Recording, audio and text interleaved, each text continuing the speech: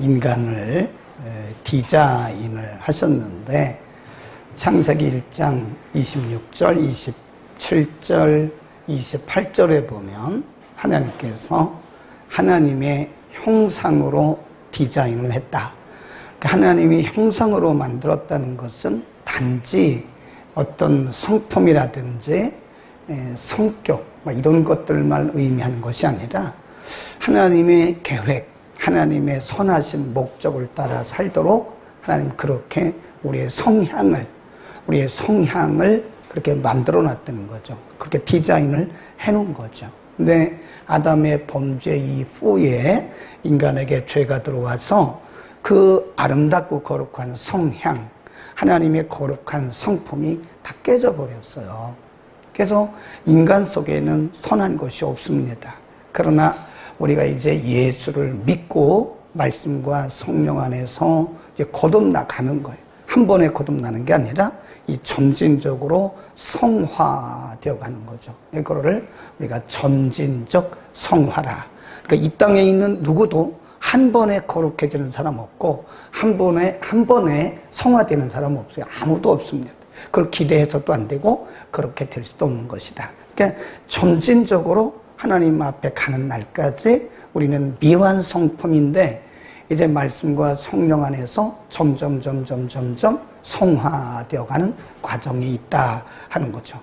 그런데 우리가 보면 이 벼를 심으면 어떤 벼는 조금 더 크고 어떤 벼는 조금 작잖아요. 논에도 보면 벼들이 얼뜻 보기는 다 비슷한 것 같은데 실제로 내막적으로 보면 어떤 벼는 더 컸고 어떤 벼는 덜 컸고 그래요. 그러니까 우리가 대충 우리 믿는 사람들을 보면 다 믿음이 있는 것 같고 어떤 사람은 조금 적은 것 같고 그렇긴 하지만 그 개인에 따라서 이 성숙도가 달라요. 그러니까 예배당에 오래 다녔다고 해서 사람이 성숙했거나 그리고 많이 성화된 것도 아니고 또 우리가 교회 안에서 목사요, 장로요, 권사요, 안수집사요 이런 집사요, 교사요 이런 직분이 있다고 해서 우리가 성숙된 것도 아닙니다, 사실은. 근데 그 개인의 차이래. 개인마다 성숙도가 개인마다 성화되어 가는 그 정도가 약간씩 차이가 있는데 그것은 어디에 달려 있느냐? 이 개인의 노력이죠. 하나님께서 우리에게 은혜를 주시는 것은 다 은혜입니다. 거저입니다. 예수 믿고 구원받는 것은 거저예요.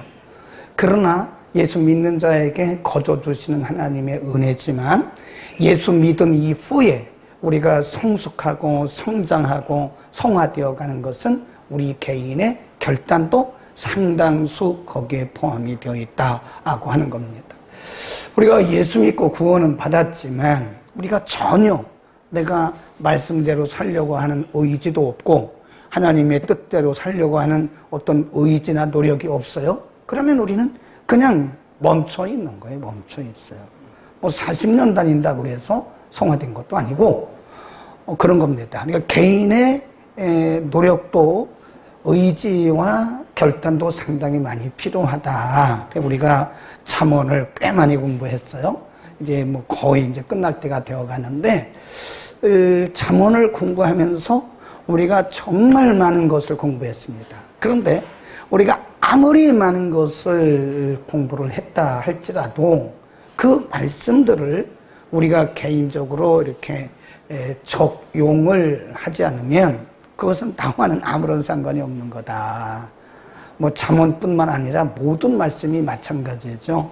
성경에 있는 수많은 말씀들이 우리가 그 말씀을 듣고 내 삶에 직접 실제적으로 사실적으로 그 말씀을 적용할 때 말씀의 능력이 나타나는 것이고 우리 인격과 삶과 우리 영성에 변화가 있는 거지 이 말씀을 적용하지 않으면 아무런 변화가 없는 거다. 뭐가 똑같냐면 지금 여기 전류가 다 전원이 들어와 있거든요. 전류가 흐르고 있어요. 근데 스위치가 저기 있거든요. 근데 스위치를 가서 넣기까지는 여기 불이 안 들어와요. 이론적으로 알아요. 저 기둥에 스위치가 있는데 앞에 3개는 여기 거고, 중간에 3개는 중간 거고, 또 저 뒤에 있는 3개는 저 뒤에 거라 다 알고 있어요. 그런데 거기까지 가서, 기둥까지 가서 스위치를 탁 우리가 누르기 전까지는 불이 안 들어옵니다. 그러니까 말씀도 똑같은 것 같아요.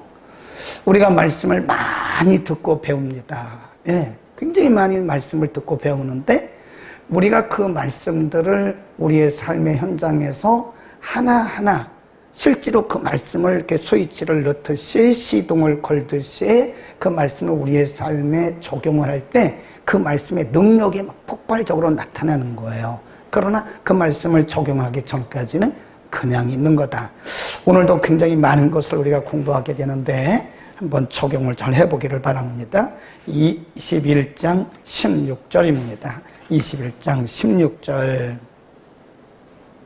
시작. 명철의 길을 떠난 사람은 사망의 회중에 거하리라. 그 명철의 길, 거기다 줄을 그어놓고요.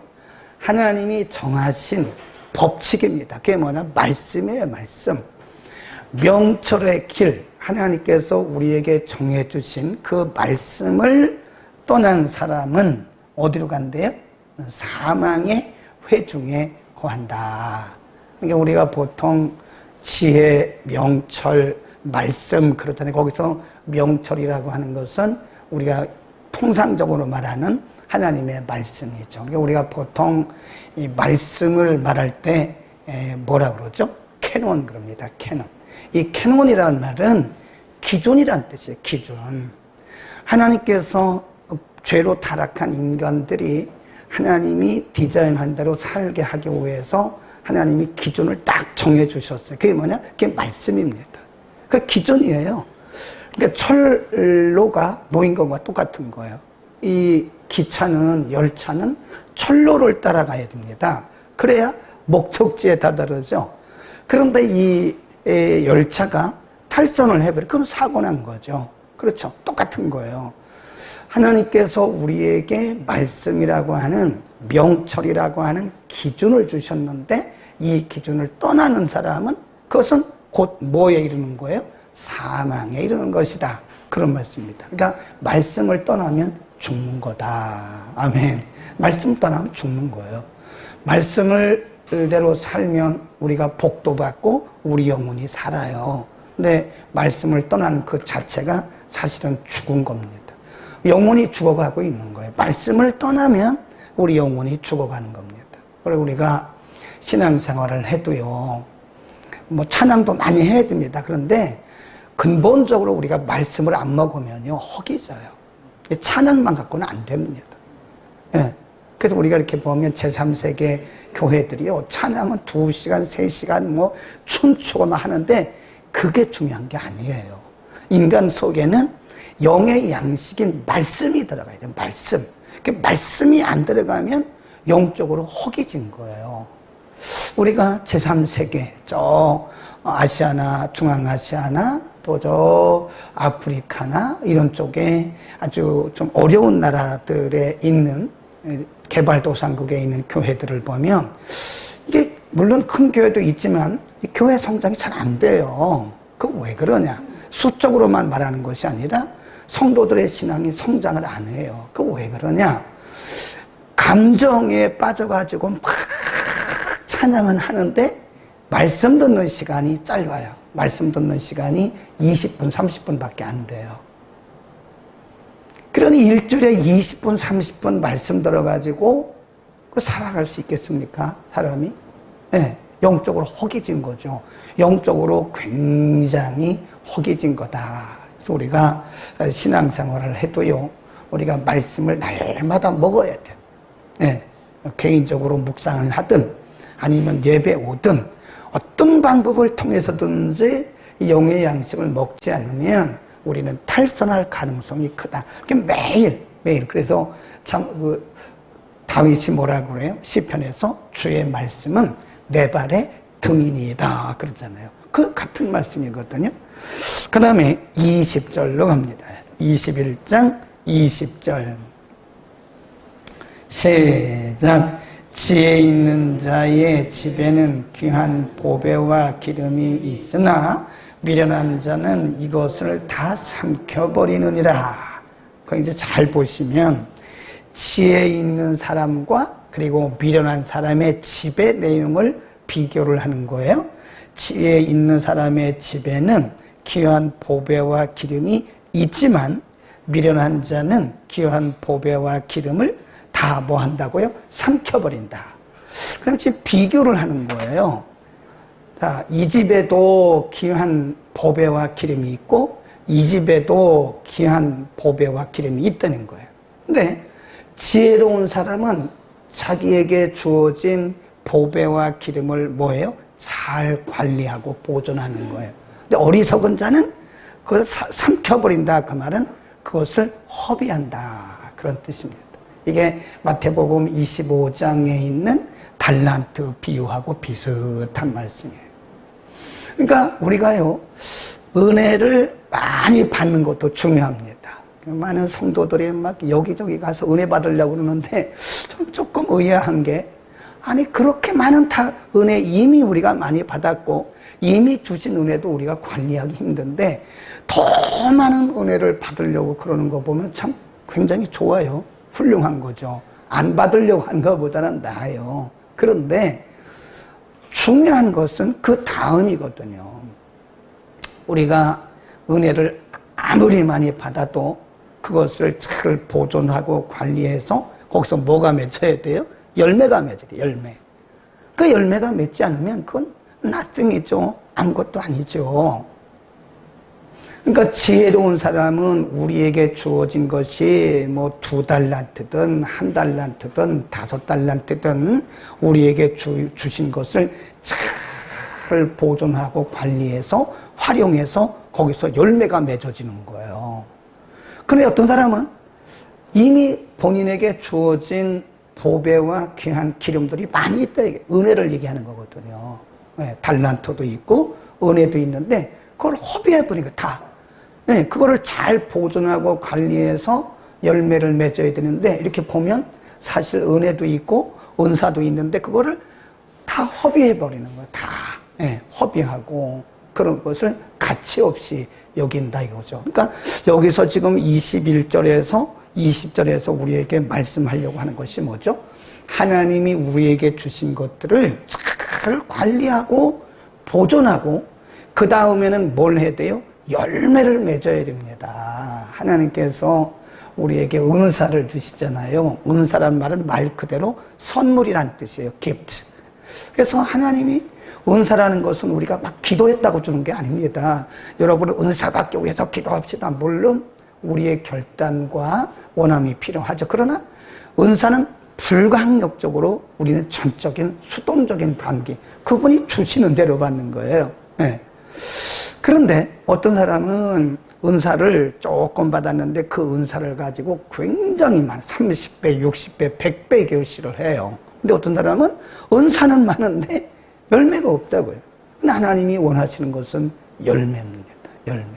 하나님께서 우리에게 원하시는 것은요, 열매예요. 그래서 저는 이렇게 주변에 성도들이나 이런 우리 동역자들을 보면 어떤 때 좀 아깝거나 안타까운 때가 있어요. 아, 저분 정도는 이제 열매를 맺어야 되는데 왜 자꾸 공부만 하려고 그러지? 네. 자꾸 공부만 하려고. 네. 하나님은 예수님도 마찬가지죠. 우리를 자꾸 세상으로 파송하셨죠. 그렇죠? 우리를 자꾸 세상에 파송하셔서 많은 사람들을 제자 삼아야 되고 많은 사람들을 통해서 복음의 열매를 맺는 것이 그것이 하나님의 목적이죠. 우리를 향하신 하나님의 목적이죠. 기독교는 결코 영성원으로 들어가는 게 아닙니다. 저 산속 깊이 들어가는 게 기독교가 아니에요. 네.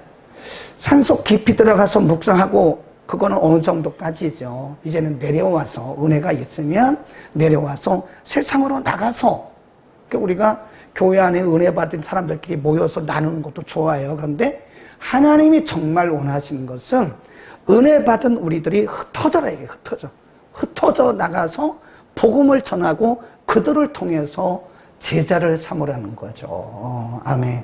예수님께서 제자를 12명을 불러서 훈련하신 다음에 그들을 왜 파송하셨어요? 또 다른 제자를 낳으라는 거예요. 또 다른 제자를 낳기 위해서 보내신 거라는 거죠. 그러니까 많이 공부하는 것도 좋아요. 그런데 공부만 해서는 의미가 없어요. 성경을 많이 읽는 것도 중요해요. 근데 성경만 읽어서 뭐 하게요? 이미 내가 예수 믿어서 구원의 확신이 있으면 이제 나는 됐잖아요. 그 정도면 뭐 해야 돼요? 아직도 예수를 알지 못하는 사람들에게 가서 전해야 될 거 아니에요. 이제 가서 증거해야 될 거 아니에요. 근데 우리를 그래 모여가지고 맨날 공부만 하고 세미나만 해가지고는 제가 볼 때는 의미가 없다. 의미가. 그 얘기입니다. 그러니까 지혜로운 사람의 집에는 귀한 기름과 그리고 많은 것들이 풍성하게 보존되고 있지만 어리석은 사람은 있는 것을 다 허비해버린다는 거예요. 그 다음 22절. 자, 22절입니다. 시작. 지혜로운 자는 용사의 그 성을 견고히 의뢰하는 것을 뭐 한다고요? 파한다고. 거기 잘 보시면요. 오늘 보는 말씀은 이렇게 이쪽과 이쪽이 서로 이렇게 대조되는 거예요. 대조. 잘 보셔야 돼요. 다시 한번 22절에 보면 지혜로운 자는 용사의 성, 이거 성입니다. 용사의 성에 올라가서 그 성에 견고히 의뢰하는 것을 파하느니라. 거기 보면 지혜로운 사람이 나오고 용사의 견고한 성이 나와요. 네. 지금 이렇게 대조된 거거든요. 지혜로운 사람이 있고 그 다음에 용사의 견고한 성이란 말은 많은 군인들이 아주 견고한 성을 쌓은 거를 의미하는 거예요. 그럼 여기서 우리가 조금 좁혀보면 사람이 지혜로운 자가 이기느냐 아니면 힘이 있는 자가 이기냐, 힘이 이기냐 아니면 지혜가 이기냐, 그 얘기예요. 지금 결국은 이 세상은요 힘 있는 자가 이기는 게 아니에요. 지혜 있는 자가 훨씬 뛰어납니다. 네. 힘 있는 사람은 막 그냥 육체적인 힘만 하잖아요. 육체적으로, 육으로 힘나죠. 그러나 지혜로운 사람은 그 지혜를 가지고 그 사람들을 움직이는 거예요. 많은 사람들을.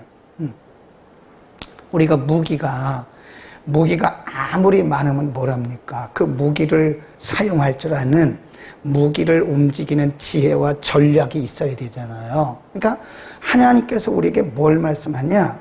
지혜냐 힘이냐? 그럴 때 힘보다는 지혜가 우선이다. 그런 겁니다. 그러니까 힘으로 살려고 하면 세상이 힘듭니다. 그러나 하나님이 주신 지혜로 살려고 하면 훨씬 더 많은 열매들이 있죠. 그러니까 우리가 구할 것은 뭐예요? 지혜를 구해야 돼요. 힘을 구하지 말고 지혜를 구하자. 이렇게 보면 이렇게 우리가 이렇게 몸도 아주 작고 저처럼 아주 몸도 작고 겉보기에는 아주 뭐 그냥 호리호리 해가지고 사람이 힘 없을 것 같은데 이 사람이 오히려 큰 장군들을 좌지우지하는 거잖아요. 그런 걸 보면 이 세상은 힘으로 지배하는 것이 아니라 힘을 지배하는 것은 지혜다. 그래서 우리에게 필요한 것은 지혜다. 아멘. 그래서 우리는 지혜를 구할 수 있기를 바랍니다. 지혜로 살아야 돼. 자, 26절입니다. 26절. 21장 26절. 여기도 계속해서 이 대조하면서 말씀해요. 26절 시작. 어떤 자는 종일토록 탐하기만 하나 의인은 아끼지 아니하고 시제하느니라. 이 시제라는 말을 번역을 어렵게 하세요. 준다 그런 뜻이에요. 준다. 어떤 사람은 자기의 있는 것을 계속 모으고 탐욕에 빠져서 계속 모으기만 하는데 어떤 지혜로운 사람은 자기 있는 것을 자꾸 나눈다는 거예요. 그러니까 성경이 우리에게 가르치는 것은요, 모으는 게 아니고 자꾸 베푸는 겁니다. 성경에도 예수님도 뭐라고 그랬어요? 받는 자보다 주는 자가 복되다. 우리가 2주 전인가 주일 오전에 설교를 하면서 이 마지막 때 디모데후서 3장 2절에 보면요. 거기 19가지 마지막 때 사람들의 인성의 변화가 와요. 그 첫 번째가 뭐냐면 자기를 사랑하며 두 번째가 돈을 사랑하며요. 이 자기 사랑이 뭐냐면 이게 극단적 이기주의입니다. 요즘 사람들이 거의 이기적이에요. 극단적 이기주의입니다. 거의 그렇습니다. 뭐 교회는 안 그런가? 교회도 마찬가지예요. 교회도 보면 다 자기 중심입니다. 내가 먼저, 내가 뭐든지 내가 먼저죠. 네. 아니라고 말할지 모르는데 아니면 감사하고 대부분이 극단적 이기주의에 우리가 이렇게 물들어 살고 있는 거예요. 뭐 너는 할 것도 저도 마찬가지일 거예요. 네. 너는 할 것도 없이 극단적인 이기주의에 빠져서 살아간다고요. 그러면 극단적인 이기주의라고 이 세상을 우리가 비난만 하고 있을 것이냐? 뭔가 극복을 해야 될 거 아니에요. 예, 극단적인 이기주의가 팽배한 이 시대를 극복하기 위해서는 두 가지를 말씀드렸죠. 하나는 뭐죠? 우위로 하나님께 대한 헌신. 헌신이란 말은 영어로 sacrifice라고 그래요. sacrifice란 말은 희생이란 뜻입니다. 그러니까 하나님께는 헌신을, 그리고 사람에게는 희생을. 그러니까 사랑에는 희생이 들어가야 되죠. 예, 사랑의 수고. 예, 반드시 사랑에는 수고와 헌신이 돼. 내 것을 희생하지 않는 것은 사랑이 아니겠죠. 그렇죠. 남의 것 갖다가 이렇게 옮겨주고, 그건 누구나 하지, 뭐, 그걸 못하겠습니까? 예. 남의 것 갖다 옮겨주는 거, 이쪽 사람 거 얻어다가 여기 주는 거는 할 수 있는데, 진짜 하나님이 우리에게 원하시는 것은 내게 있는 것이 무엇이든 간에 그것을 나누는 거예요. 예. 예. 그러니까 자꾸 쌓아두기만 하는 자는 성경이 뭐라고 그래요? 탐심 있는 자, 악인 얘기를 하고, 그리고 자기에게 있는 것을 이렇게 나누는 사람을 뭐라고 그래요? 지혜로운 자다 그런다. 그러니까 우리가 이 극단적인 이기주의가 팽배하는 시대를 이겨 나가기 위해서는요, 위로 하나님께서는 헌신을, 아래로 사람들에게는 이 수고가 있는 희생을 해야 됩니다. 예. 우리가 희생하지 않고 사랑을 말한다는 것은 매우 모순적이다. 내 것을 희생하지 않고, 내 몸을 희생하지 않고, 내 시간을 희생하지 않고, 내 물질을 희생하지 않고 우리가 사랑을 말한다는 것은 매우 이론적이고 매우 모순적인 사랑을 말하는 것이다. 그렇죠? 우리 자신을 희생해야 됩니다. 우리 자신을 희생할 때부터 드디어 거기에 놀라운 하나님의 역사가 일어나는 것이다. 그 다음에 쭉 내려갑니다. 18절로 갑니다. 여기는 조금 다른 주제인데요. 21장 18절입니다. 우리 함께 읽습니다. 시작. 악인은 의인의 속이 되고 괴사한 자는 정직한 자의 대신이 되느니라. 여기도 이렇게 악인과 의인을 대치시키고 있는 거죠. 악인은 의인의 대속이 되고, 그러니까 어떻게 보면 악인들은 의인을 위해서 하나님이 쓰신다는 거예요. 참, 굉장히 어떻게 보면 악인들은 굉장히 안타깝다 하는 생각이 들죠. 거기 또 뒤에 뭐라고 말씀하셨냐면 괴사한 자는 정직한 자의 대신이 된다. 그러니까 어차피 이 세상은 하나님이 이 세상의 통치자요, 이 세상을 운행하고 계시는데 하나님이 적재적소에 사람들을 이렇게 뽑아다 쓰시는 거거든요. 그러니까 뭐 우리가 하나님 앞에 제가 뭐 하겠습니다 해서 쓰임 받는 사람 누가 있나요? 없어요. 물론 겉으로 볼 때는 우리가 뭘 하겠습니다라고 결단을 하지만 사실은 하나님의 콜링이 없으면 결단도 없는 거예요. 우리 가운데 내가 스스로 하나님 앞에 헌신하겠다고 말할 수 있는 자격이 아무도 없어요. 그분이 불러주시는 거예요. 그분이 우리를 콜링하시는데 우리가 거기에 응답하는 게 그게 아멘이거든요. 그게 아멘 하는데 하나님께서 사람들을 전 지구촌에서 어디에다 사람을 쓸 것인가를 이렇게 보고 계세요. 그래서 그것은 뭐 사람이 피부가 희든 검든 아무 상관없습니다. 그 사람이 공부를 많이 했든 안 했든 그것도 상관없어요. 얼굴이 잘생겼든 못생겼든 그것도 상관없어요. 하나님이 필요하시면 갖다 쓰는 거죠. 이렇게 핀센트로 딱 뽑아다가 딱 놓고, 핀셋으로 딱 뽑아다가 딱 놓고, 이게 적재적소에 하나님의 목적에 따라서 하나님이 사람들을 배치하는데, 여기 보면 하나님께서는 항상 의인을 먼저 쓰신다. 지혜로운 사람을 먼저 쓰시는데 악인들은 의인들을 대치한다. 대치. 그냥 혼돈하고 있어요. 내가 막 하려고 하는 그건 신념입니다. 신앙은 내려놓는 거예요. 내가 할 수 없으니 하나님 하십시오. 우리는 하나님을 신뢰합니다. 하나님을 의지합니다. 하나님 하십시오. 하나님께 내어드리는 게 그게 믿음이죠. 그러니까 기도도 그렇게 해야 되는 거예요. 내가 뭘 하려고 막 소리 지른다고 되는 게 아니에요. 네. 하나님 앞에 우리 모든 걸 그냥 맡기는 거예요. 맡겨. 그게 믿음이죠. 그럼 쭉 내려갑니다. 할 일이 많은데 굉장히 많아요. 자, 28절로 갑니다. 21장 28절. 네, 여기도 한번 보세요. 시작.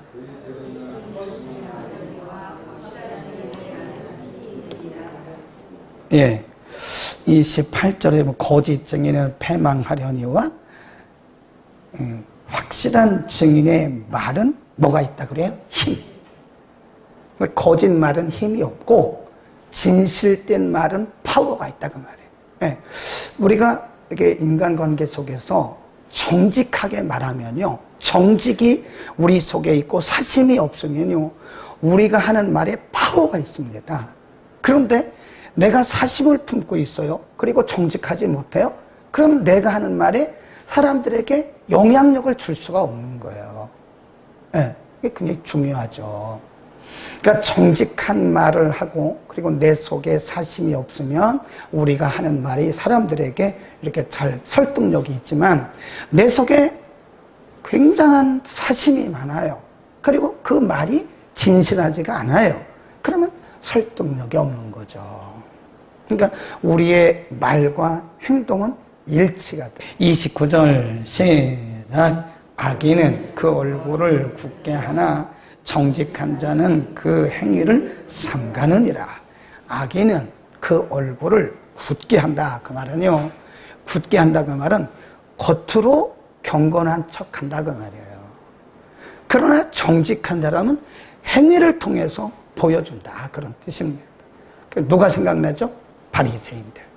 바리새인들은 겉으로 볼 때는 굉장히 경건했잖아요. 에? 막 여기다 뭐 차고 다니고 뭐 여기다 걸치고 다니고 말도 아주 그냥 아주 경건하게 하고 그랬잖아요. 근데 그들의 모습을 보면 완전히 이것은 이중이에요. 이중. 그러니까 예수님 뭐라 그랬어요? 아, 이 사람들은 회칠한 무덤이다. 회칠한 무덤. 속에는 썩은 시체가 있는데 겉은 이렇게 멋있게 회칠해 놨구나. 원래 그 이스라엘은요, 우리처럼 이렇게 매장이 아니에요. 평토장입니다. 평토장. 이 평토장이란 말은 땅 한 1m쯤 땅을 파고 거기다 넣은 다음에 바위를 덮어요. 아니면 바위 속에 넣는 그 평토장이라 그러는데, 그 이제 오래되면 비가 오고 먼지 묻으면 이렇게 먼지가 검깨리잖아요. 그럼 그 위에다가 계속 회를 칠해요. 횟물. 아시죠? 회. 물에 타가지고 계속 회칠을 해요. 한 번 더 칠하고, 그 다음에 또 회칠하고, 그 다음에 또 회칠하고, 그러면 이게 두꺼워요. 그러니까 겉으로 볼 때는 굉장히 이 무덤이 깨끗해 보이고, 그럴듯하나, 그 속에는 아주 썩어 있는 그런 뼈들, 이런 것들로 가득 차요. 그래서 예수님이 바리새인들을 말할 때, 너희는 겉으로는 참 아름답게 회를 칠했지만, 속에는 뼈와 그리고 시체가 있는 이중적인 삶이다. 그렇게 말을 한 거예요. 그러니까 29절이 그런 말씀입니다. 지혜로운 사람은 얼굴로, 행동으로 표현하는 것이 아니라, 그 얼굴로 표현하는 것이 아니라 행동으로 표현하고, 어리석은 사람은 얼굴을 굳게 한다. 그 말은 얼굴을 가지고, 겉모양을 가지고 자기의 경건을 드러내려고 한다. 이게. 예, 오늘은 꼭 그런 분들을 말하는 건 아니지만, 겉으로는 굉장히 얼굴을 아주 근엄하게 하면서 경건한 척 하는 사람은 악인이다. 이게. 그러나 의인은 자기의 행동을 삼간다. 아멘. 기도하겠습니다.